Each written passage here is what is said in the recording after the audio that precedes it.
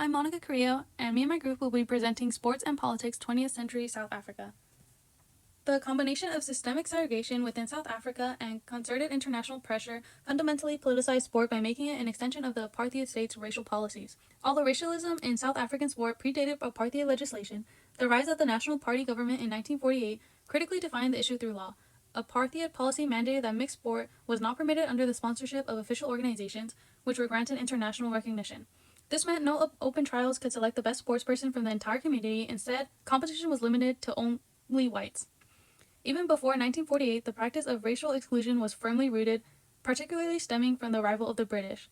The government's insistence that sport adhere to the wider policies of apartheid by rejecting mixed racial trials effectively made racial segregation an official political requirement for sports organizations. The racial struggle against apartheid sport began in the 1950s, led by organizations like the Anti-Apartheid Movement and the South African Non-Racial Olympic Committee, established in 1963. The International Olympic Committee was a primary target. South Africa was barred from the 1964 Olympics and expelled from the Olympic movement entirely in 1970 due to apartheid policies.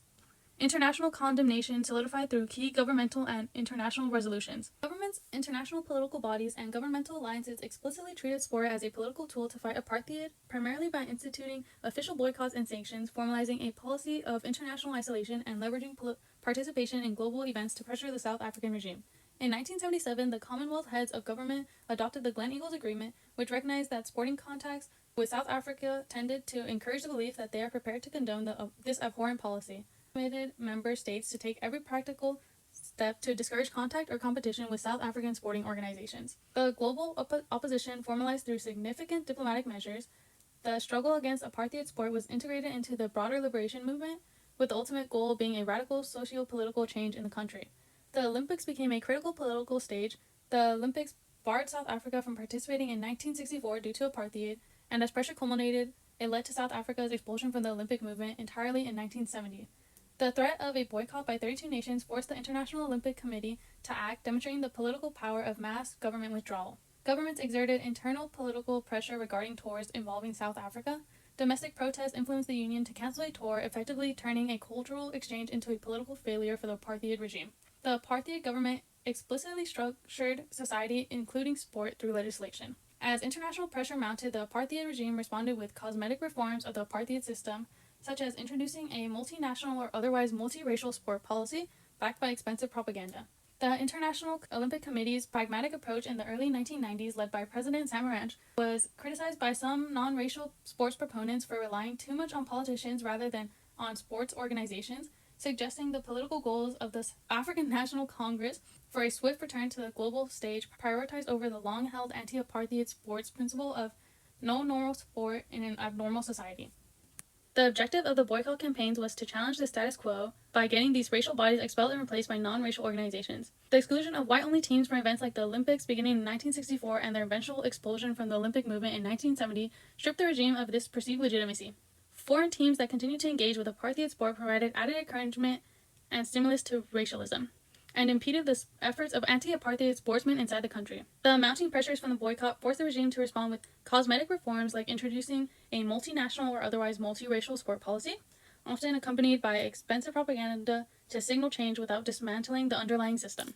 The sport boycott campaigns were far more than symbolic acts. They actively encouraged South Africa's oppressed communities by validating their struggle and simultaneously attacked the apartheid regime's legitimacy by stripping away its international respectability and isolating its racial policies from the world. The boycotts demonstrated to the oppressed majority that their efforts to promote non-racial sport were supported globally. This international validation countered the regime's internal propaganda and gave hope to people.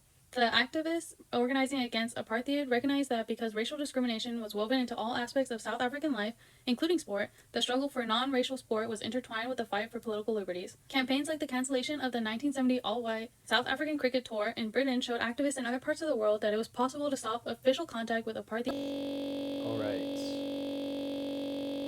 So, the significance of rugby in South Africa. Rugby was first introduced to Afrikaners in the 1870s by the British. The British definitely had a different expression through the sport than Afrikaners did.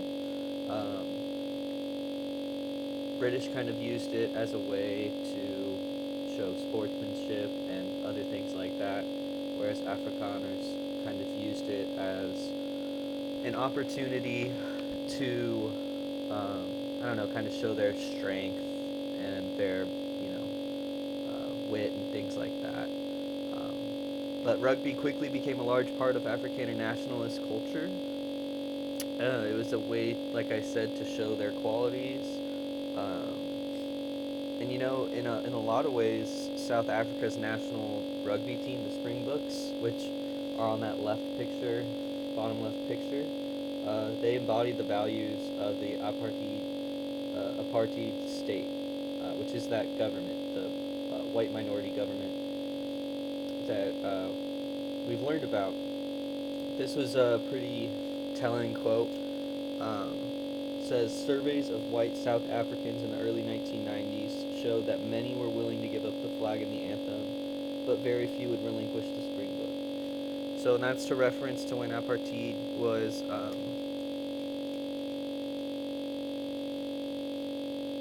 repealed, I guess, for lack of a better word. Um, and to kind of just show how significant rugby is in South Africa. They were more willing to give up the flag and the anthem, but they really did not want to give up segregation in rugby. So rugby and white nationalism. Well, the question we have to ask ourselves is, how did rugby become a white national sport for Afrikaans in South Africa?